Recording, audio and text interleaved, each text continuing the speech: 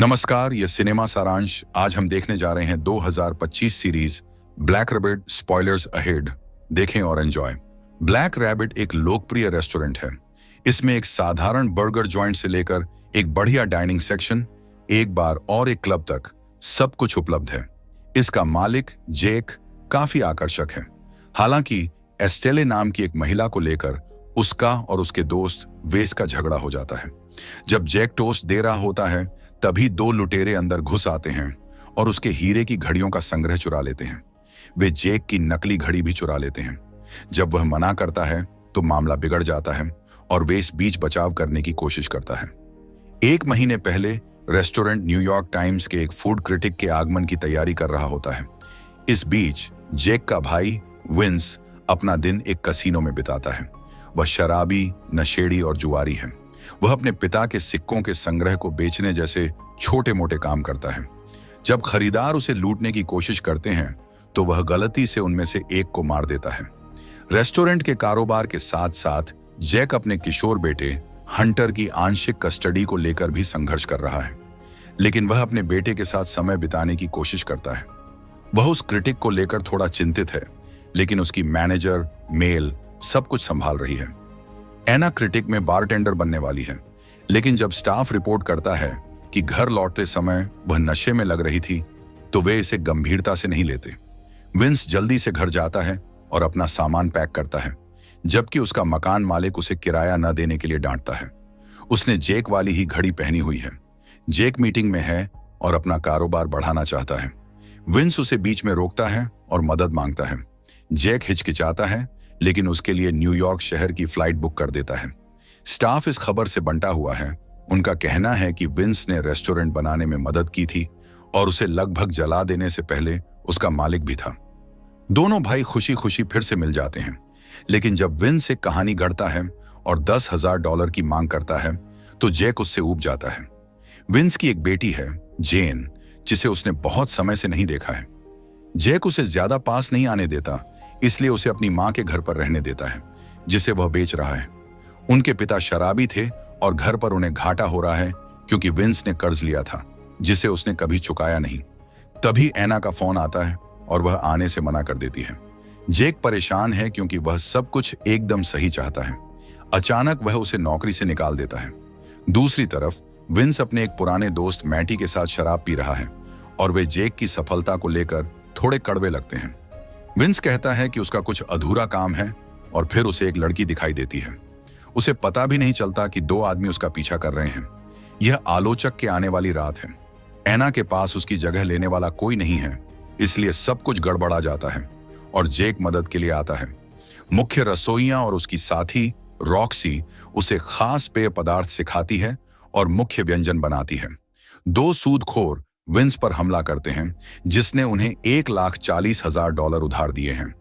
वे उस पर हमला करने ही वाले होते हैं कि विंस उन्हें बताता है कि वे घर से पैसे ले सकते हैं, जो 2 हफ्तों में बिकने वाला है। जमानत के तौर पर वे उसकी घड़ी, जो उसके पिता ने उपहार में दी थी, ले लेते हैं और उसकी उंगली काट देते हैं। जेक बार में बहुत व्यस्त है और विंस उसे बचाने के लिए ठीक समय पर पहुंच जाता है।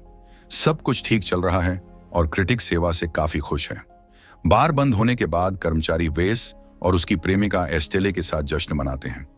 ऐसा लगता है कि वेस, जेक और विंस पहले अच्छे दोस्त थे।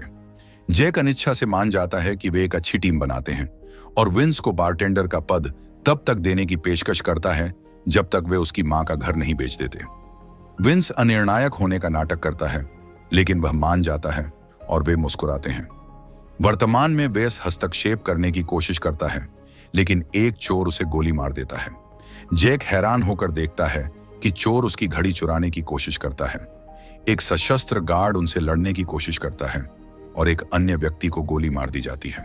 फ्लैशबैक में रेस्टोरेंट की शुरुआत की कहानी सुनाई जाती है, जहां वेस एक गायक और जेक उनके मैनेजर हैं और विंस के साथ एक पंक रॉक बैंड में एक असफल करियर के बाद विंस रेस्टोरेंट शुरू करते हैं और उनके मन में एक विजन है जो आगे चलकर ब्लैक रैबिट बनेगा।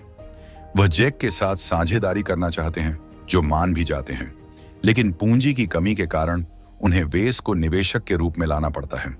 वर्तमान में न्यूयॉर्क टाइम्स के आलोचक एक अच्छी समीक्षा देते हैं। कर्मचारियों के जश्न मनाने के बीच जैक अपनी इंटीरियर डेकोरेटर्स एस्टेले और रॉक्सी को फोर सीजन्स के पूल रूम में दूसरा रेस्टोरेंट खोलने के बारे में बताता है। वह चाहता है कि यह सिर्फ उसका हो, विंस या वेस का इसमें कोई दखल ना हो। ऐसा लगता है कि वह एस्टेले को सचमुच पसंद करता है और जब वह उससे पूल रूम का प्रोजेक्ट लेने की विनती करता है तो उनके बीच अच्छी बनती है। दूसरी तरफ विंस अपनी बेटी जेन से मिलने जाता है जो एक टैटू आर्टिस्ट है। वह परेशान है, लेकिन जब वह उसे बताता है कि वह यहाँ रहेगा तो वह थोड़ी शांत हो जाती है। दुर्भाग्य से जब रियल एस्टेट एजेंट यह बताता है कि खरीदार एक उल्लंघन के कारण अपनी बोली कम करना चाहता है तो चीजें ठीक नहीं लगती। भाइयों को यही एक ऑफर मिला है और विंस का गिरवी चुकाने के बाद भी वे बराबरी पर नहीं आ पाएंगे। विंस घबरा जाता है क्योंकि उसे अपने लेनदारों का कर्ज चुकाने के लिए पैसों की जरूरत है। हैरानी की बात है कि जैक भी चिंतित है क्योंकि उसे पूल रूम के लिए शुरुआती रकम चाहिए। हालात और बिगड़ते हुए एना टिकटॉक पर जैक और रॉक्सी को बदनाम करती है। वह उससे बचती है और जब वह पूल रूम के लिए एक निवेशक बैठक स्थगित कर देता है तो वह भी घबरा जाता है। इस बीच विंस मदद की तलाश में है, पहले मैटी से और फिर वेस से। वेस नाराज हो जाता है, लेकिन मैटी एक अवैध जुआ घर चलाने का सुझाव देता है। इसी बीच वेस को पूल रूम प्रोजेक्ट के बारे में पता चलता है और वह एस्टेले को मना कर देता है। वह दावा करता है कि वह उनके घर के डिजाइन में व्यस्त है और उसे अपने पीआर कार्यक्रमों में भी शामिल करना चाहता है। 2 हफ्ते बीत जाते हैं और लेनदार चिंतित हो जाते हैं जब विंस पैसे लेकर नहीं आता। जूनियर अपना व्यवसाय बढ़ाना चाहता है और विंस उसके पहले ग्राहकों में से एक था। उसके पिता मैनकुसो फ्रीडकेन्स को जानते हैं और उन्होंने उसे विंस के साथ व्यापार करने से मना किया था। दूसरे साहूकार बैबिट को जूनियर को काबू में रखना था। जैक की बात करें तो वह अपनी अमीर पूर्व पत्नी वेल से निवेश करवाने की कोशिश करता है, लेकिन ऐसा लगता है कि उसने पहले भी कई बार उसके असफल उपक्रमों में पैसा लगाया है। इस बार वह मना कर देती है। इसके अलावा वेस ने 1 महीने से अपना बिल नहीं चुकाया है। जैक उससे पैसे मांगता है और वेस गुस्सा हो जाता है। वह पूल रूम का जिक्र करता है और पूछता है कि क्या जैक एस्टेले पर नजर गड़ाए हुए हैं। जैक के पास इस नाटक के लिए समय नहीं है क्योंकि जूनियर रेस्टोरेंट में आ जाता है। जैक को विंस के कर्ज के बारे में पता चलने पर उनमें बहस हो जाती है, लेकिन जूनियर वहां से चला जाता है जब किसी को उसके अवैध जुए के बारे में पता चलता है। इस बीच एस्टेले इस बात से नाराज है कि वेस ने उसका पूल रूम प्रोजेक्ट ठुकरा दिया। वह उसके पीछे जाकर जैक से कहती है कि वह रेस्टोरेंट डिजाइन करेगी और वह बहुत खुश होता है। विंस लगभग $1,50,000 कमाने वाला है, लेकिन बदकिस्मती से वह हार जाता है। जूनियर के आते ही वह भाग जाता है, लेकिन सूदखोर उसे पकड़ लेते हैं और उसकी उंगली काट देते हैं। वे जेन को चोट पहुंचाने और वहां से चले जाने की धमकी देते हैं। विंस आखिरकार जैक के पास जाता है और उसे सब कुछ बता देता है। विंस को जुए की लत है और ऐसा लगता है कि न्यूयॉर्क शहर से गायब होने से पहले उसने कई कर्ज लिए थे। दुर्भाग्य से जैक भी दिवालिया है और मदद नहीं कर सकता। हताश होकर विंस आत्महत्या करने का फैसला करता है, लेकिन जैक उसे रोक लेता है। दुखी होते हुए भी वह इसे संभालने का फैसला करता है। जब रॉक्सी एना से मिलती है तो वह बताती है कि जूल्स नाम के एक वीआईपी ने उसे नशीला पदार्थ देकर उसका बलात्कार किया। जूल्स ने एक अन्य कर्मचारी तान्या का भी यौन शोषण किया, लेकिन जैक ने कुछ नहीं किया। वह रॉक्सी को डांटती है क्योंकि हेड शेफ जानता है कि वीआईपी ग्राहकों के साथ क्या होता है। इसीलिए एना ने ऑनलाइन उस पर गुस्सा निकाला। रॉक्सी माफी मांगती है और मदद करना चाहती है, लेकिन एना कहती है कि बहुत देर हो चुकी है। जैक मैनक्सो से मिलता है जो उससे सहानुभूति रखता है। जूनियर नाखुश है क्योंकि जब वह बेवकूफ परिवार के सदस्यों के बारे में बात करता है तो वह अपने पिता की जगह अनुवाद करता है। मैनक्सो एक सौदा पेश करता है, 20,000 प्रति सप्ताह। जैक मान जाता है। अगर जैक एक दिन भी देर से आता है तो रेस्टोरेंट जब्त कर लिया जाएगा। जैक मना कर देता है तो मैनक्सो गर्म कॉफी गिरा देता है और उन्हें जान से मारने की धमकी देता है। जैक के पास मान जाने के अलावा कोई चारा नहीं होता। 2 साल पहले विंस को एक कर्मचारी को अपंग बनाने के आरोप में गिरफ्तार किया गया था। जैक पीड़ित के साथ निजी तौर पर समझौता करने की कोशिश करता है, लेकिन ऐसा करते हुए वह विंस के शेयर खरीद लेता है और उसे रेस्टोरेंट से निकाल देता है। विंस गुस्से में है, लेकिन उसके पास कोई विकल्प नहीं है। वर्तमान में जब दोनों भाई बात कर रहे होते हैं, रॉक्सी जैक को जूल्स के बारे में बताती है। वह जोर देकर कहता है कि उसे इसकी जानकारी नहीं थी और जूल्स को ब्लैकलिस्ट करके अपने कर्मचारियों को प्राथमिकता देने पर सहमत हो जाता है। दूसरी तरफ जूल्स वेस और एस्टेले के साथ व्यापार कर रहा है। एस्टेले की इसमें कोई दिलचस्पी नहीं है, लेकिन वेस जूल्स की बात पर अड़ा रहता है। विंस की समस्या का समाधान करने के लिए जैक एक पर्सनल लोन लेने की कोशिश करता है, लेकिन नाकाम रहता है। पहले हफ्ते के लिए पैसे जुटाने के लिए उसे अपनी संपत्ति गिरवी रखनी पड़ती है। यह देखकर कि वे मुश्किल से गुजारा कर पा रहे हैं, बैबिट एक योजना बनाता है। कंपनी का वकील नवीन मामला अपने हाथ में ले लेता है, क्योंकि जेक पूल रूम पर कब्जा करने से बचता रहता है। हालांकि नवीन को 1 लाख गायब मिलते हैं, जिसका श्रेय जैक रेस्टोरेंट के खर्चों को देता है। बाहर विंस को याद आता है कि कोई छत से गिर गया था। तभी एक बच्चा उसकी टीम के लिए पैसे जुटाने की कोशिश करता है। इससे विंस को एक विचार आता है और वह अपने कर्ज के लिए पैसे जुटाने के लिए एक चैरिटी का सुझाव देता है। अपनी हिचकिचाहट के बावजूद जेक को यह विचार पसंद आता है, क्योंकि इससे गुम हुए 1 लाख रुपए भी चुकाए जा सकते हैं। वह सबको बताता है कि यह बच्चों की एक चैरिटी के लिए है। रसोइयों में से एक टोनी लोन शार्क की अफवाहों से वाकिफ है और उत्साहित रॉक्सी से कहता है कि उसे लगता है कि यह चैरिटी एक घोटाला है। इस बीच एस्टेले पूल रूम प्रोजेक्ट से मिलने वाली आजादी को लेकर उत्साहित है। वह इस बात से खुश नहीं है कि वेस उसकी जिंदगी के हर पहलू में इतना दखल देता है, और जेक यह बात समझता है। मैटी और विंस साथ में हैं और मैटी बीमा राशि पाने के लिए परिवार के घर को जलाने का सुझाव देता है। विंस मना कर देता है और मैट हैरान है कि जेक उसे आदेश दे रहा है। बैबिट की योजना में जेन भी शामिल है, क्योंकि टैटू बनवाते समय उसकी उससे दोस्ती हो जाती है। रॉक्सी जेक से उस नकली चैरिटी के बारे में पूछती है। उसे विंस के इस तरह चलाने से नफरत है, जिससे कर्मचारियों को खतरा है, और वह अपनी चुप्पी के बदले में उसे बाहर निकालना चाहती है। जेक के पास उसे बताने के लिए पार्टी तक का समय है और वह अनिच्छा से मान जाता है। चैरिटी की रात है। वेस मेहमानों को लाने का जिम्मा संभालता है और वह जूल्स को लाता है। जेक परेशान है और पूरी कोशिश करता है कि कोई भी महिला जूल्स के आसपास ना आए। वैल जेन को लेकर आती है और विंस का हौसला बढ़ाने की कोशिश करती है। विंस आभारी है और महसूस करता है कि वैल उसकी परवाह करती है। रॉक्सी लकवाग्रस्त कर्मचारी ट्रेवर को आमंत्रित करती है। नशे में धुत ट्रेवर और विंस छत से कूदकर लैंडिंग तक पहुंचने की शर्त लगाते हैं, लेकिन केवल ट्रेवर ही कूदता है, नीचे नहीं उतरता और लकवाग्रस्त हो जाता है। कड़वे ट्रेवर मजाक में कहता है कि विंस का उस पर एक छलांग लगाने का कर्ज है। विंस दोषी महसूस करता है और रॉक्सी से सुलह करने की कोशिश करता है। हालांकि रॉक्सी खुशी खुशी कहती है कि जैक उससे बात करना चाहता है। विंस जैक के पास जाता है और चैरिटी के सफल होने का जश्न मनाता है। वह भावुक हो जाता है और जैक को उसकी मदद के लिए धन्यवाद देता है और रेस्टोरेंट व्यवसाय में फिर से शामिल होने का प्रस्ताव देता है। जैक को अपराध बोध होता है, लेकिन इससे पहले कि वह कुछ कह पाता, एस्टेले आ जाती है। जैक उसे जूल्स के बारे में चेतावनी दे पाता, उससे पहले ही विंस भाग जाता है। रॉक्सी आखिरकार पार्टी में पहुंचती है और जूल्स को देखकर चौंक जाती है। विंस के अचानक वापस आने की घोषणा से भी कोई मदद नहीं मिलती। परेशान रॉक्सी बाहर जा रही होती है जब वह एस्टेले और जैक को बाहर चुंबन करते हुए देखती है। अंदर जूल्स मेल को कुछ कोकीन देती है। विंस उसे रोकने की कोशिश करता है, लेकिन नशे में धुत ट्रेवर उससे बहस करता है। बहुत देर हो चुकी है और मेल को द्वारा पड़ गया है। जूल्स वेस और एस्टेले के साथ गाड़ी चलाकर निकल जाती है और बाहर उनकी मुलाकात हो जाती है।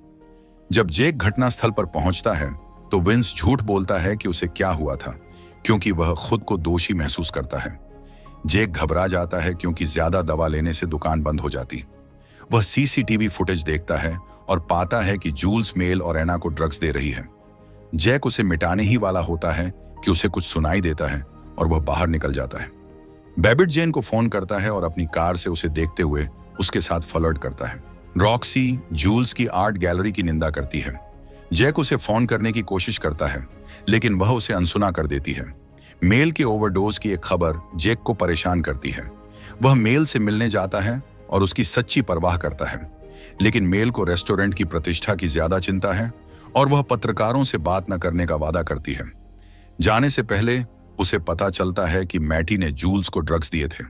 इस बीच न्यूयॉर्क मैगजीन की रिपोर्टर लिसा, जो रॉक्सी पर एक प्रोफाइल बना रही थी, रेस्टोरेंट के काले पहलू को उजागर करने का फैसला करती है। वह एना का इंटरव्यू लेने की कोशिश करती है, लेकिन एना चुप रहती है क्योंकि वह आगे बढ़ना चाहती है। निराश होकर लिसा मेल और रॉक्सी से संपर्क करने की कोशिश करती है। जूल्स का वकील एना पर नजर रख रहा है और उसे सलाह देता है कि अगर वह लिसा को सच बता दे तो उसे देश छोड़ देना चाहिए। इन सब से अनजान विंस का दिन अच्छा चल रहा है। वह जूनियर को बताता है कि उसके पास सारा पैसा है। वह जेन से भी मिलता है और हालांकि उसने उससे पूरी बात नहीं की है, वह उसके साथ एक खेल देखने जाने के लिए तैयार हो जाती है। दूसरी तरफ एस्टेले जेक से मिलती है और उस चुंबन को एक गलती बताती है। वह वेस से नाराज है और जेक की ओर सिर्फ इसलिए मुड़ी क्योंकि वह उसके लिए वहां था। जेक उसे समझाता है कि यह कोई गलती नहीं है और वे अंतरंग हो जाते हैं। एस्टेले के जाने के बाद जूल्स का वकील आता है और इंटरव्यू के बारे में बताकर जैक से अन्ना के बारे में सच्चाई छिपाने की कोशिश करता है।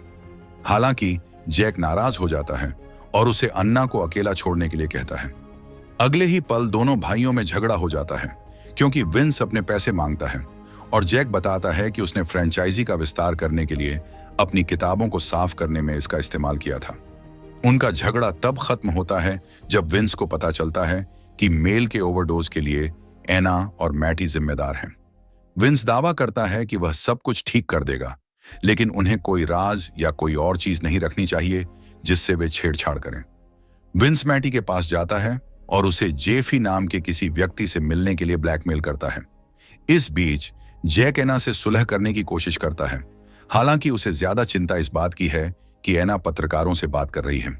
जब जैक बताता है कि उसकी चुप्पी वफादारी से नहीं है तो एना भड़क जाती है। जैक पहले भी अनुचित मजाक कर चुका है और जब एना पहली बार शामिल हुई थी तब उसने उसे बीजे भी दिया था। वह माफी मांगने की कोशिश करता है लेकिन एना गुस्से में चली जाती है। वकील दूर से देखता है और मुस्कुराता है। अपना मन शांत करने के लिए रॉक्सी अपनी पूर्व बॉस, जो उसकी प्रेमिका है, से मिलने जाती है। वह रेस्टोरेंट नहीं छोड़ना चाहती और उसकी प्रेमिका उसे जेक को बाहर निकालने का सुझाव देती है। उसी रात सूदखोर आते हैं और जेक के घर में तोड़फोड़ करते हैं। जब विंस बताता है कि उसके भाई ने पैसे उधार लिए थे, जेक एक बार में शराब पी रहा है और नशे में एस्टेले को मैसेज कर रहा है। सूदखोर जेक के खोए हुए $1,00,000 के बारे में सोचते हैं और विंस को नशे में धुत कर देते हैं। जेक को बचाने के लिए वह गलती से ऐसा दिखावा करता है जैसे अन्ना उसे ब्लैकमेल कर रही है। सूदखोरों को लगता है कि जेक ने उसे चुकाने के लिए पैसे उधार लिए हैं और वे उससे मिलने का फैसला करते हैं। जाने से पहले वे विंस को चेतावनी देते हैं कि उन्हें अगले हफ्ते तक पैसे चाहिए, वरना बैबिट जेन को नुकसान पहुंचा देगा। इस बीच जूल्स का वकील अन्ना को 2,50,000 से ज्यादा की रकम और कैनकन का टिकट देने की पेशकश करता है। वह मना करने पर जान से मारने की धमकी देता है और वह रोते हुए अपना सामान पैक कर लेती है। जब वह नीचे उसका इंतजार कर रहा होता है, सूदखोर आ जाते हैं। वे ऊपर जाते हैं और थोड़ी देर बाद भाग जाते हैं। शक होने पर वकील जांच करने जाता है और अन्ना की लाश पाता है। वह पैसे वापस लेकर भाग जाता है। एना नहाने जाती है, तभी साहूकार आ जाते हैं और उससे बात करने की कोशिश करते हैं। डर के मारे वह भागने की कोशिश करती है, लेकिन फिसलकर उसका सिर टकरा जाता है। साहूकार घबराकर भाग जाते हैं। सबूत मिटाने के लिए जब वे सब कुछ जला देते हैं तो जूनियर को पता चलता है कि विंस की घड़ी गायब है। परेशान जेक अपने तबाह हुए अपार्टमेंट के बारे में जानना चाहता है, लेकिन विंस जेफी से मिल रहा है। रॉक्सी एक बिजनेस प्रपोजल लेकर वेस से मिलती है। वह उससे जैक को खरीदने के लिए कहती है, लेकिन वह वफादारी के चलते मना कर देता है। जब वह एस्टेले के अफेयर का जिक्र करती है तो वेस को लगता है कि वह झूठ बोल रही है और गुस्से में वहां से चला जाता है। एस्टेले और जैक रैबिट के अगले इवेंट हीरे की घड़ियों की प्रदर्शनी की तैयारी कर रहे हैं। वहां एक हथियारबंद गार्ड मौजूद है जो कलेक्शन की सुरक्षा कर रहा है। एस्टेले को अब भी लगता है कि उनका अफेयर एक गलती थी और जैक दुखी होकर पीछे हटने को तैयार हो जाता है। इस बीच बैबिट जूनियर को अन्ना के अपार्टमेंट की घड़ी देखने के लिए मजबूर करता है। उन्हें अग्निशमन विभाग के लोग रोक देते हैं क्योंकि अन्ना का शॉवर पूरी रात चलता रहा था। विंस की योजना में जेफी का चचेरा भाई, जो एक फायर मार्शल है, शामिल है। वे बीमा राशि पाने के लिए अपने परिवार के घर को जला देंगे। जेक को यह एक बुरा विचार लगता है और वह वहां से जाने की कोशिश करता है। तभी एस्टेले का फोन आता है, जो उनके बारे में अपना मन बदल चुकी होती है। परमानंद के आवेश में वह आगजनी के लिए राजी हो जाता है। पुलिस अन्ना की मौत की जांच कर रही है। जैसे ही फ्रीडकेन्स उस जगह को खाली करते हैं, वे यादों में खो जाते हैं और नशे में धुत हो जाते हैं। इससे कई खुलासे होते हैं, जैसे कि जेक ने अपनी आलीशान जिंदगी को बनाए रखने के लिए रेस्टोरेंट से $1 लाख चुराए थे। उनका बैंड इसलिए टूट गया क्योंकि विंस ने ज्यादा शराब पी ली और उनका रिकॉर्ड सौदा बर्बाद हो गया। जेक को वेस को धोखा देने का थोड़ा अपराध बोध होता है। वे अपने दुर्व्यवहार करने वाले पिता का घर जलाकर जीत हासिल करने के लिए राजी हो जाते हैं। इस बीच एस्टेले वेस से नाता तोड़ने की कोशिश करती है, लेकिन वह अपने दोस्तों के साथ नशे में धुत होकर उससे दूर रहता है। जूल्स के वकील को जांच के बारे में पता चलता है और वह पुलिस को गुमराह करने के लिए सबूत गढ़ने का फैसला करता है। इस बीच जेफी विंस को बीमा राशि दिलवाता है। दोनों भाई अपने बच्चों के साथ जश्न मनाते हैं क्योंकि आज हंटर का जन्मदिन है। जेन थोड़ा नरम पड़ती है और विंस के साथ मैच देखने जाने का प्रस्ताव रखती है। वेस से तंग आकर एस्टेले अपना सामान पैक करके चली जाती है, जिससे विंस को बहुत धक्का लगता है। वह बताती है कि वह दुखी है और उसके जीवन में उसके लिए कोई जगह नहीं है। उसे एहसास होता है कि रॉक्सी सही है और वह उस पर धोखाधड़ी का आरोप लगाने लगता है। वह जोर देकर कहती है कि इसका जेक से कोई लेना देना नहीं है, लेकिन विंस गुस्से से भर जाता है और रॉक्सी की योजना से सहमत हो जाता है। उत्साहित होकर रॉक्सी जेक से संपर्क करने की कोशिश करती है, लेकिन वह रक्षात्मक हो जाता है और उसे बेचने से इनकार कर देता है। तभी पुलिस आती है और अन्ना के बारे में पूछताछ करती है। वे मानते हैं कि यह एक दुर्घटना थी, लेकिन वे बस अपनी जांच कर रहे थे। विंस डरा हुआ लगता है और जाने की कोशिश करता है। जेक उसे रोकता है क्योंकि वह चाहता है कि वह अन्ना की याद में मौजूद रहे। वह मान जाता है और बाद में वे मिलकर सूदखोरों का पैसा चुकाने का काम करते हैं।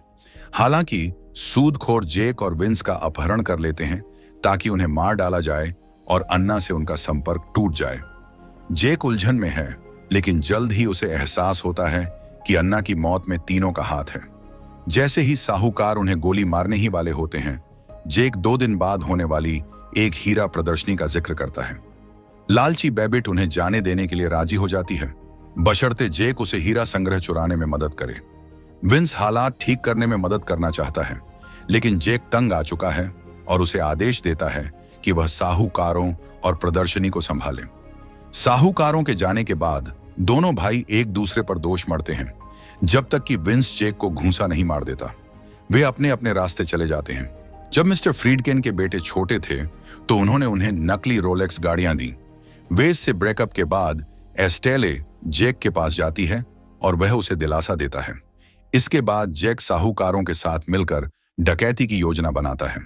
बेबिट जहां आकस्मिकताओं को लेकर चिंतित है, वहीं जूनियर अति आत्मविश्वासी है। तभी रैबिट अन्ना के लिए एक श्रद्धांजलि सभा आयोजित कर रहा है। जासूस सियुंग आता है और सीसीटीवी देखने की अनुमति मांगता है। जेक उसे यह कहकर भगा देता है कि वे हर हफ्ते फुटेज डिलीट कर देंगे। उसके जाने के बाद जूल्स का वकील कैंपेल एक गोपनीयता समझौते के साथ आता है। जेक का गुस्सा तब शांत होता है जब कैंपेल उसे सारी फुटेज डिलीट करने के लिए 5 लाख की पेशकश करता है। 5 लाख के साथ मैनकुसो डकैती रद्द करने के लिए राजी हो जाता है। यह टकराव की रात है। जेक साहूकारों के लिए रखे गए तिजोरी कोड को जला देता है और उसे पहन लेता है। जब वह चक्कर लगा रहा होता है, वेस उससे सुलह करने का नाटक करता है, लेकिन वह अचानक कहता है कि जेक एस्टेले को नहीं खरीद सकता। परेशान वेस पूल रूम निवेशक बैठक में एस्टेले और जेक पर जासूसी करता है। इसीलिए प्रदर्शनी के दौरान वेस और रॉक्सी रैबिट के शेयरधारकों पर घात लगाकर हमला करते हैं। वे रैबिट और पूल रूम खरीदने की योजना बनाते हैं। नवीन ही एकमात्र ऐसा व्यक्ति है जो जेक का वफादार है, लेकिन वेस उसे उसके शेयरों के बदले 10 लाख देने का वादा करता है और वह मान जाता है। तभी टोनी रॉक्सी को एक समस्या के बारे में संदेश भेजता है। रॉक्सी खुद को दोषी ठहरा रही है और टोनी को जूल्स द्वारा अन्ना के साथ बलात्कार के बारे में बताती है। जूल्स के अन्ना की मौत के जिम्मेदार होने का पता चलने से पहले ही वह परेशान हो जाता है। वे जासूस सियुंग के पास जाते हैं जो सीसीटीवी एक्सेस मांग रहा है। टोनी और सियुंग को शक है कि जेक फुटेज डिलीट करने के बारे में झूठ बोल रहा है, क्योंकि सालों पहले कर्मचारी एक लड़के के छत से कूदने की शर्त देख रहे थे, लेकिन उसे वारंट नहीं मिलेगा क्योंकि उसका बॉस केस जल्दी खत्म करना चाहता है। वह टोनी को फुटेज चुराने के लिए मना लेती है, लेकिन जब वह लॉग इन करता है तो यह देखकर हैरान रह जाता है कि जेक ने असल में सब कुछ डिलीट कर दिया था। वह रॉक्सी से बात करना चाहता है, लेकिन जैक उसे ऊपर टोस्ट के लिए बुलाता है। वह चोरों से टकरा जाता है और वे उसे बंधक बना लेते हैं। जूनियर डकैती की तैयारी कर रहा होता है। मैनकुसो आता है और उसे रुकने के लिए कहता है। उसे अपने बेटे पर शर्म आती है और बैबिट से निराश होता है कि उसने जूनियर को काबू में नहीं रखा। सज्जा के तौर पर वह जूनियर को ला गार्डिया भेजने का फैसला करता है। जब बैबिट जूनियर को हवाई अड्डे पर ले जाता है तो वे मैनकुसो और जेक को दोषी ठहराते हैं और इस बात से नाराज होते हैं कि उनकी कोशिशों के बावजूद उन्हें पैसे नहीं मिले। जूनियर बैबिट को उड़ान से पहले घड़ियां चुराने के लिए मना लेता है ताकि बदला लिया जा सके। मैटी विंस को कुछ पैसे देता है, लेकिन वे काफी नहीं होते। शहर से बाहर जाने वाली अगली बस का इंतजार करते हुए वह जेन को अलविदा कहने की कोशिश करता है। जेन परेशान है और उससे बात करने के लिए वह टैटू बनवाने का अपॉइंटमेंट बुक करता है, लेकिन आखिरकार वह बुदबुदाता है कि खून का रिश्ता परिवार नहीं बल्कि एक बंधन होता है और वह उम्मीद करता है कि उसे भी उसका परिवार मिल जाए।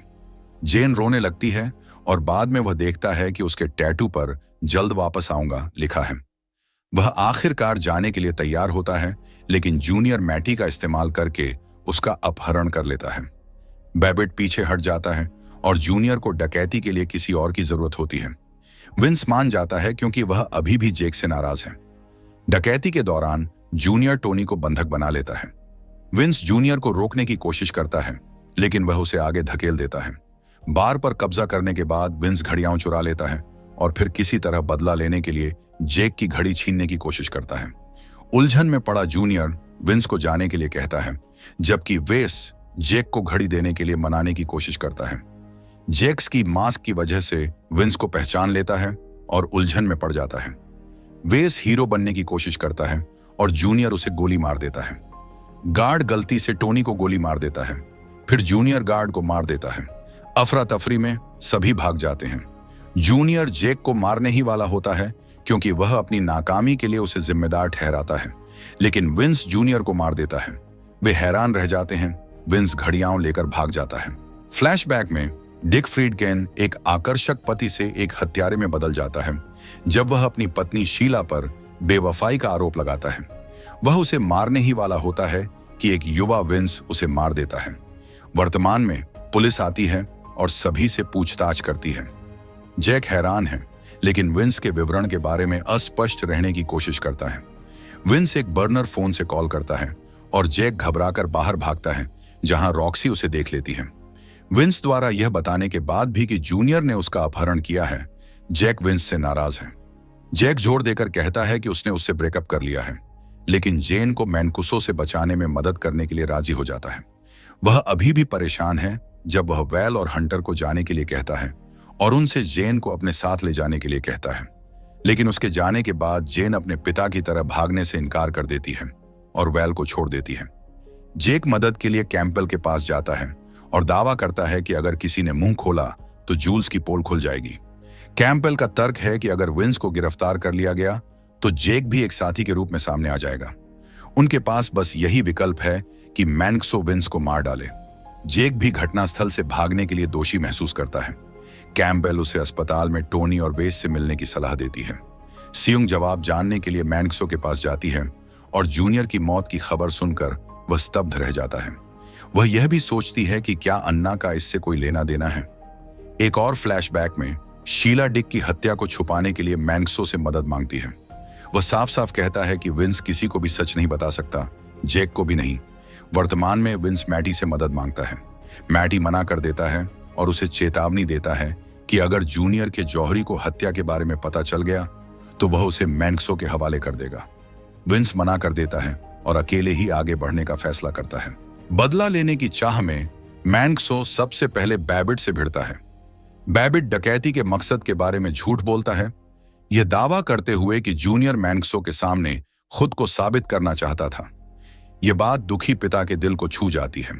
अब जब मैनकुसो अब बैबिट को निशाना नहीं बना रहा है तो वे हत्यारे की पहचान करने के लिए मिलकर काम करते हैं। अस्पताल में रॉक्सी सार्वजनिक रूप से जैक से भिड़ जाती है। वह पूछती है कि उसने किसे फोन किया, कहां भागा और सीसीटीवी फुटेज क्यों डिलीट कर दी। वह हकलाता है और सेयोंग उसे बचा लेता है, लेकिन सेयोंग वही सवाल पूछता है, उसके पास तिजोरी के कोड वाला जला हुआ नोट भी है। एस्टेले को वेस के लिए रोते देखकर उसे प्रेरणा मिलती है और उसे एक विचार आता है। वह अपने दोस्तों के बारे में चिंता करता है और खुद को पीड़ित के रूप में पेश करता है। वह पूछती है कि उसने उसकी नकली घड़ी के लिए क्यों झगड़ा किया और वह बताता है कि यह उसके दिवंगत पिता का उपहार था। इस बीच विंस जौहरी के यहाँ पहुंचता है। जौहरी मैनकुसो को खबर देता है और विंस को वहीं रोक लेता है। विंस को पता चलता है कि उस पर हमला हुआ है और वह जितना हो सके उतना पैसा लेकर भाग जाता है। वह बाल बाल बच जाता है लेकिन कामयाब हो जाता है। बदकिस्मती से बैबिट जेन को बंधक बना लेती है। वहां से निकलते ही एस्टेले जैक को बताती है कि वेस मर चुका है। जैक खुद को दोषी महसूस करता है और सदमे में है। वह टूट जाता है और एस्टेले को एहसास होता है कि कुछ और भी है। वह उससे सच बताने की विनती करती है। वह परेशान है क्योंकि वह कुछ नहीं बताता। जेन फोन करती है और वैल के साथ न जाने के लिए माफी मांगती है। बैबिट फोन ले लेती है और जैक को विंस को ढूंढने की धमकी देती है। पुलिस स्टेशन में सियुंग अन्ना के केस से सबूत इकट्ठा करता है। जूनियर ने विंस की घड़ी उसके घर पर गिरा दी थी। सियुंग को पता चलता है कि यह जैक की घड़ी के मॉडल जैसी ही है और उसे लगता है कि इसमें विंस का हाथ है। जैसे ही विंस भागता है वह वेस की मौत की खबर देखता है और व्याकुल हो जाता है। फ्लैशबैक में भाई लॉजिस्टिक्स पर चर्चा कर रहे हैं लेकिन जैक रेस्टोरेंट के बारे में अनिश्चित है। वे एना के दोस्त हैं और उस बार में घूम रहे हैं जहां वह काम करती है। जैक संगीत उद्योग में अपने संपर्कों के जरिए एस्टेले को एक डेकोरेटर के रूप में पाता है। वेस भाइयों की मदद के लिए वहां मौजूद है और एस्टेले पर मोहित हो जाता है। रॉक्सी और टोनी रसोई में काम करते हैं। जैक को उनका खाना पसंद आता है और वह उन्हें रैबिट के लिए काम पर रखता है। मैनकुसो जैक को विंस को फोन करने के लिए मजबूर करता है और उन्हें पता चलता है कि वह जाने से पहले मैटी के बार में जा रहा है। मैनकुसो जेन और जैक को जाने देता है। विंस मैटी को अलविदा कह रहा है और उसे कुछ पैसे देना चाहता है। अचानक मैनकुसो मैटी को मार देता है। उसे इस बात की परवाह नहीं कि विंस के पास कोई और चारा नहीं था। बस उसे मारने से पहले एक आखिरी ड्रिंक पीने की इजाजत देता है। लेकिन जब मैनकुसो बार के पीछे होता है बैबिट घोषणा करता है कि वह जूनियर का बदला लेने के लिए जैक को मार डालेगा। विंस उसके चेहरे पर खराब कोकीन फेंकता है और मैनकुसो के पकड़ने से पहले ही भाग जाता है। जैक समय पर पहुंचता है और विंस को लिफ्ट देता है लेकिन जैक के विश्वासघात से नाराज विंस हंगामा मचाता है और जैक को बाहर निकालने की कोशिश करता है। फिर भी जैक जल्दीबाजी में एक योजना बनाता है, कैंपबेल को ब्लैकमेल करता है और विंस के लिए एक निजी जेट का इंतजाम करता है।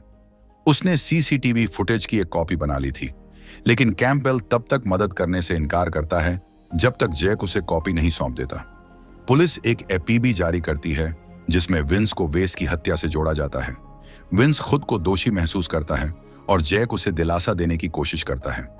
एक पुलिस अधिकारी उन्हें देख लेता है और उनका पीछा शुरू हो जाता है। वे रैबिट में घुस जाते हैं और जैक कॉपी पाकर राहत महसूस करता है। पुलिस के बाहर होने पर जैक तुरंत अपनी योजना बदल देता है और कैंपबेल को रेस्टोरेंट आने के लिए कहता है। विंस को अपराध बोध होता है क्योंकि वह देखता है कि जैक उसके लिए सब कुछ ठीक करने की पूरी कोशिश कर रहा है। वह वेस की मौत और जेन के अपहरण के लिए भी दोषी महसूस करता है। वह जानता है कि कैंपबेल नहीं आएगा क्योंकि यह समस्या जूल्स के पैसों के लायक नहीं है। वह जैक को यह कहकर रोकने की कोशिश करता है कि वह उसके जैसे अच्छे भाई के लायक नहीं है, लेकिन जब वह भी काम नहीं करता तो वह यह बताकर उसे दूर धकेलने की कोशिश करता है कि उसने उनके पिता की हत्या की है। लेकिन जैक को पहले से ही पता है और वह कहता है कि विंस बुरा आदमी नहीं है। वे इस बात पर सहमत होते हैं कि वे संघर्ष कर रहे हैं और विंस जैक से जेन के लिए तिजोरी में पैसे रखने के लिए कहता है। लेकिन जब जैक ऐसा करता है तो विंस छत पर जाता है और पुलिस को बुलाता है। जैक आता है और दोष साझा करने और आत्मसमर्पण करने की पेशकश करता है। यह देखकर कि जैक उसे नहीं छोड़ेगा, विंस छत से कूद जाता है। जैक हैरान रह जाता है और जब पुलिस आती है तो वह सीसीटीवी फुटेज जासूस सियुंग को सौंप देता है। मैनकुसो जैक को उसके अपार्टमेंट में मारने की कोशिश करता है, लेकिन जब जैक टूट जाता है तो मैनकुसो उसके दर्द को महसूस करता है और वहां से चला जाता है। विंस का अंतिम संस्कार होता है। एस्टेले दूर से देखती है लेकिन वेस की मौत में भाइयों की भूमिका को माफ नहीं कर पाती। वह और जैक सौहार्दपूर्ण ढंग से अलग हो जाते हैं। तो जूल्स को गिरफ्तार कर लिया जाता है। टोनी ठीक हो जाता है और रॉक्सी के साथ अन्ना नाम का एक रेस्टोरेंट खोलता है। रैबिट बंद हो जाता है। वेस का मरणोपरांत एल्बम रिलीज होता है। जेन के पास विंस की घड़ी होती है। हंटर डांस स्कूल जाता है। जैक अपना पेंट हाउस छोड़कर मेट्रो ट्रेन में सफर करता है। न्यूयॉर्क मैगजीन के कवर पेज पर रॉक्सी को देखकर वह मुस्कुराता है। वह एक बार में काम करता है, लेकिन हमेशा की तरह वह लोकप्रिय है और उसने सभी से दोस्ती कर ली है। अगर आपको यह वीडियो पसंद आए तो कृपया इसे लाइक करें। इस तरह के और वीडियो देखने के लिए सब्सक्राइब करो, हाइप करें। देखने के लिए धन्यवाद।